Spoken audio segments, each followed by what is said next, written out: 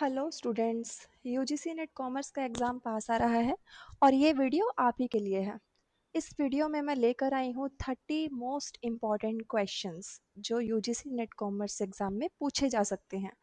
इसमें हम सिर्फ आंसर नहीं देखेंगे बल्कि ये भी समझेंगे कि एग्जामिनर इस कंसेप्ट को किस तरह ट्विस्ट कर सकता है। और लास्ट में आपके लिए एक चैलेंज भी है।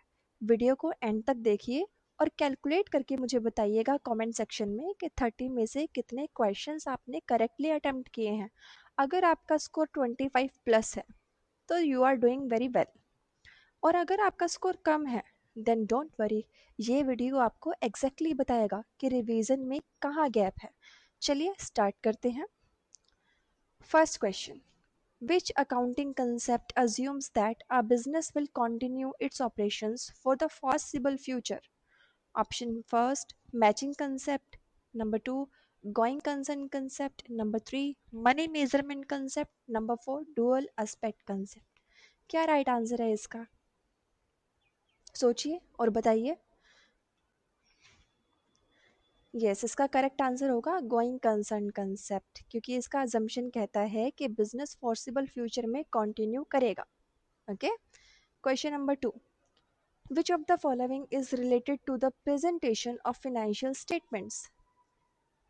Indian Accounting Standard 1, Indian Accounting Standard 2, Indian Accounting Standard 7, Indian Accounting Standard 16। तो करेक्ट आंसर क्या होगा इसका? इसका करेक्ट आंसर है Indian accounting standard 1, because it deals with the presentation of financial statements. Accounting standard 2 आपका inventory से related है, accounting standard 7 आपका कैश फ्लो स्टेटमेंट्स, और अकाउंटिंग स्टैंडर्ड 16 हमारा प्रॉपर्टी प्लांट एंड इक्विपमेंट से रिलेटेड होता है। नेक्स्ट क्वेश्चन, कैपिटल बजटिंग से related.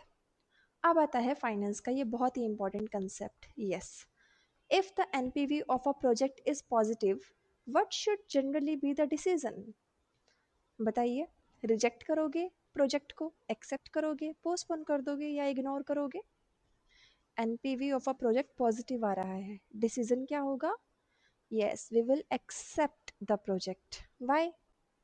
Because positive NPV indicates that the project is expected to add value to the firm. अगर NPV की value zero से ज़्यादा आती है तो हम प्रोजेक्ट को एक्सेप्ट करते हैं, अगर ज़ीरो से कम आती है तो रिजेक्ट करते हैं, और अगर इक्वल टू ज़ीरो आती है इसका मतलब indifferent, subject to the assumptions of the decision. चलिए फर्स्ट फोर्थ क्वेश्चन हमारा लीवरेज के टॉपिक से है।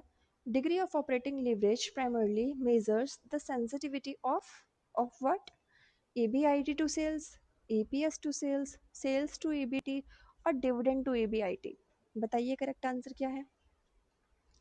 करेक्ट आंसर है इसका EBIT to sales।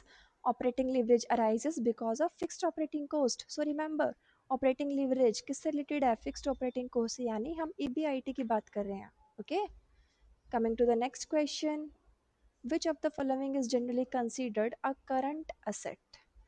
Goodwill, machinery, inventory और लॉन्ग टर्म इन्वेस्टमेंट। बहुत ही इजी क्वेश्चन है। Yes, the right answer is inventory. Inventory is expected to be converted into cash और consumed in the normal operating cycle. Okay, next question is related to marketing mix concept. बताइए, traditional marketing mix for goods is popularly presented by 2 Ps, 3 Ps, 4 Ps, 7 Ps. Come on, be very quick. बहुत easy question. Yes, the right answer is 4 Ps, product, price, place and promotion. लेकिन एक बात ध्यान रहे यहाँ पे, services marketing में आपका फ्रेमवर्क जो है वो इंक्लूड करता है 7 पीस। ओके, सर्विस मार्केटिंग में आपका 4 पीस नहीं आता। Next question, product life cycle generally consist of? बताइए चारों में से राइट आंसर क्या है इसका? करेक्ट आंसर है ऑप्शन ए। पहले इंट्रोडक्शन स्टेज आती है, फिर ग्रोथ पर जाता है, फिर मैच्योरिटी होती है एंड देन डिक्लाइन की स्टेज आती है। ये सीक्वेंस आप याद रखना। Question number 8, STP in marketing stands for? क्या होगा यहाँ पे एस का मतलब? यस, एस का मतलब है यहाँ पे सेगमेंटेशन, और T means targeting and P means positioning. Segmentation, targeting and positioning, this is the STP in marketing stands. Question 9, which of the following represents a brand element? Brand name, logo, symbol, ये सभी, ये तीनों brand element से related है। Okay, तो answer है D, all of these. Next question, which factor belongs to the cultural influence on consumer behaviour? Family, reference group, culture और occupation. Obviously अब हम कल्चरल इन्फ्लुएंस की बात कर रहे हैं, तो राइट ऑप्शन क्या होगा? Option C, culture.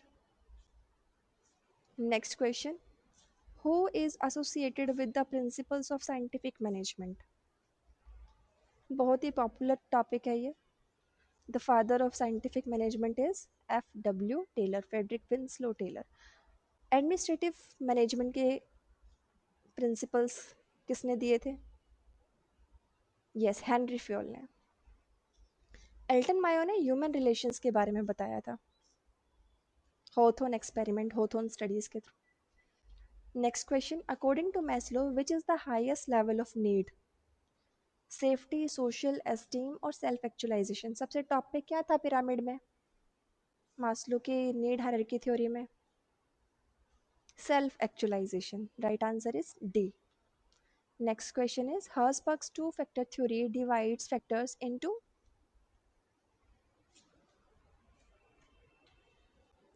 Herzberg two factor theory में हाइजीन एंड मोटिवेटर्स की बात की गई है।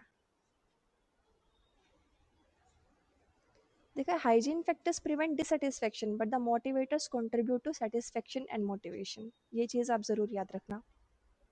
Next question, which leadership style gives maximum freedom to subordinates? Autocratic, democratic, laissez faire और ब्यूरोक्रेटिक। मैक्सिमम फ्रीडम की हम बात कर रहे हैं, तो यहाँ पे राइट आंसर बनेगा option C, laissez faire theory. अब क्वेश्चन आता है, which method evaluates an employee by comparing actual performance with predetermined standards? इनमें से कौन सा मेथड करता है ये? The right answer is option C, management by objectives, मैंने MBO। MBO focuses on objectives and results agreed upon between manager and employees. Next question is about WTO. कब establish हुआ था WTO? Yes, in 1995.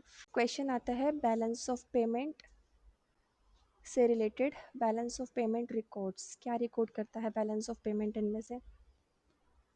सिर्फ exports या सिर्फ import या फिर economic transactions between residents of a country and the rest of the world, और option D, only government transactions. The right answer is option C. Next question, FDI का क्या मतलब है? Of, yes, right, foreign direct investment. Next question, if a country's currency depreciates its export में become? सोचो, country की currency depreciate हो गई है तो एक्सपोर्ट क्या होंगे? चीपर हो जाएंगे। Yes, relatively cheaper than other thing. जो फॉरेन बायर्स है उनके लिए इजी हो जाएगा ना इंपोर्ट कराना। तो इसका राइट आंसर है option A, relatively cheaper for foreign buyers. Next question, which theory is associated with comparative advantage? कौन से ऑथर की थ्योरी कंपैरेटिव एडवांटेज से रिलेटेड है? एडम स्मिथ की, डेविड रिकार्डो की, किनीज की या फिर एल्फ्रेड मार्शल की? The right answer is option B, David Ricardo. Adam Smith ने एब्सोल्यूट एडवांटेज प्रोपाउंड किया था एंड डेविड रिकार्डो ने दिया था comparative advantage. Next question, which measure is most affected by extreme value? ये हमारे मेन के टॉपिक का क्वेश्चन है, तो इसका राइट आंसर क्या होगा? मीडियन, मोड, अर्थमेटिक मीन या फिर quartile? The right answer is arithmetic mean. Extreme value से सबसे ज़्यादा अर्थमेटिक मीन अफेक्ट होता है। The next question is about correlation. The value of Pearson's correlation coefficient किसके बीच में लाई करता है? 0 to 1, -1 and 1, -2 and 2 या फिर 1 to 100? The correct answer is -1 to +1, जहाँ पे +1 का मतलब होता है परफेक्ट पॉजिटिव कोरिलेशन और -1 का मीनिंग क्या होगा? Perfect negative correlation. 0 प्रेजेंट करता है नो लीनियर कोरिलेशन। और ध्यान रहे, पियर्सन कोरिलेशन हमेशा लीनियर रिलेशनशिप चेक करता है। नेक्स्ट आता है हाइपोथेसिस टेस्टिंग का question.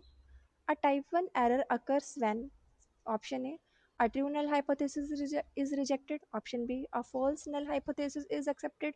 Option C, sample size is too large. Option D, population is unknown. The right answer is option A.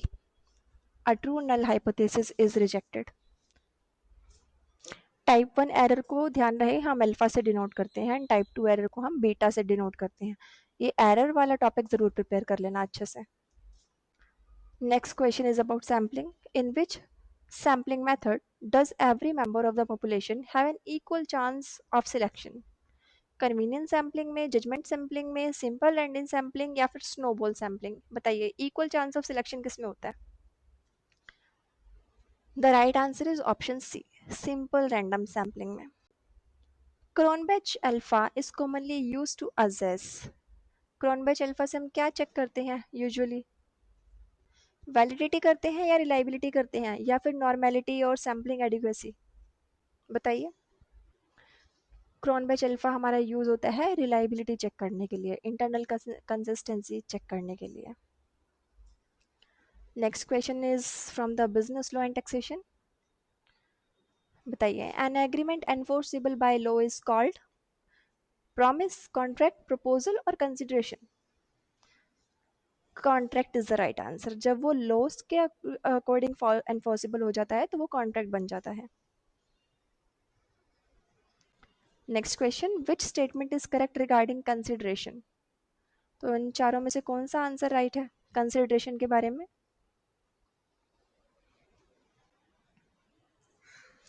Option A, it must always be adequate. Number 2, it must always be monetary. Number 3, it is generally an essential element of a valid contract subject to exceptions. Number D, it is never required. तो consideration के लिए क्या statement correct है इसमें से? The right statement is option C, it is generally an essential element of a valid contract. But इसमें कुछ exceptions भी होते हैं. तो एग्ज़ाम में ये जो ऑलवेज, नेवर, ओनली वाले वर्ड्स होते हैं उनको केयरफुली रीड करना है हमने. ये ऑप्शंस ऑफन ट्रैप्स होते हैं. Next question. Income tax in India is classified as direct tax, indirect tax, both या फिर नीदर? इनकम टैक्स के बारे में पूछा गया है, कंफ्यूज नहीं होना, अच्छे से सोच के बताओ. Yes, it comes under direct tax because the tax burden is generally intended to fall on the person or entity on whom it is imposed. Indirect tax तो गवर्नमेंट के पास इनडायरेक्टली आता है ना, direct in source of income से नहीं आता. Next question from the economics. The law of demand generally states that other things remaining constant. Complete करो इसको आगे. राइट आंसर क्या बनेगा? The right answer is option B. Price increases, quantity demanded generally decreases. And the price decreases, then quantity demanded generally increases. Okay, so option B says price and quantity demand move in opposite directions. Last question and the most important one. A researcher rejects the null hypothesis when the p-value is option A greater than the significance level, number B equal to 0 only, option C less than the significance level, and option D always greater than 1. Correct answer क्या है इसका? बताओ जल्दी. The correct answer is option C, P value is less than significance level. For example अगर alpha की value, जैसे significance level हम ना 0.05 लेके चले हैं और पी वैल्यू आपकी आती है 0.03, तो इस सिचुएशन में आपकी पी वैल्यू सिग्निफिकेंस लेवल से लो है, देन नल गो. एक रूल याद रखो, if P is low then null go. Okay, तो अगर पी वैल्यू कम आती है सिग्निफिकेंस लेवल से, हम नल हाइपोथेसिस को रिजेक्ट कर देंगे. ये हमारे 30 क्वेश्चंस आज के वीडियो के हमारे कंप्लीट हो चुके हैं. अब अपना स्कोर कैलकुलेट करो. अगर आपका स्कोर 26 से 30 के बीच में आ रहा है देन एक्सीलेंट, मतलब कंसेप्चुअल प्रिपरेशन है आपकी अच्छी, स्ट्रांग है. अगर आपका स्कोर 21 टू 25 तक आ रहा है तो वेरी गुड, वीक एरियाज को लेकिन अच्छे से रिवाइज कर लो.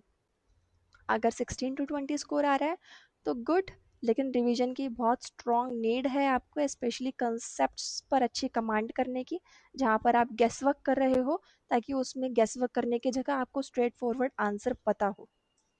बट अगर 16 से कम स्कोर आ रहा है तो प्लीज़ पैनिक होने वाली कोई बात नहीं है। इसका मतलब ये नहीं कि आप नेट क्लियर नहीं कर सकते, आप कर नहीं सकते, ठीक है।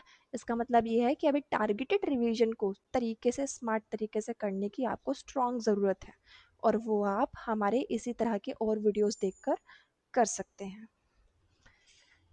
एस्पिरेंट्स के लिए एक इम्पॉर्टेंट बात मैं कहना चाहूँगी कि ये जो 30 क्वेश्चंस हमने अभी वीडियो लेक्चर में देखे हैं, ये प्रेडिक्ट पेपर का प्रेडिक्शन नहीं है।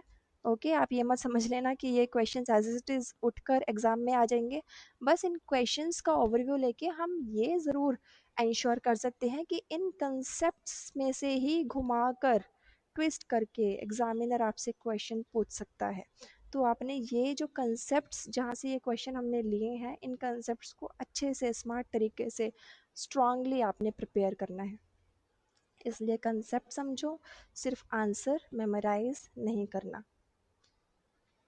ओके, सो अब आप कमेंट सेक्शन में सिर्फ अपना स्कोर मुझे लिख कर ज़रूर बताओ कि 30 में से कितना स्कोर आपका आया था। मैं देखना चाहती हूँ कि इस वीडियो के व्यूअर्स का एवरेज स्कोर कितना जाता है।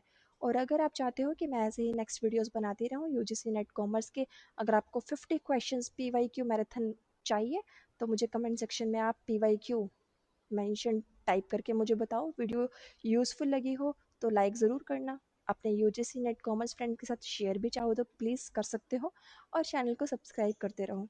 बिकॉज यूजीसी नेट क्लियर करने के लिए सिर्फ हार्ड वर्क नहीं, स्मार्ट रिवीजन और स्मार्ट अटेम्प्ट स्ट्रेटजी भी चाहिए।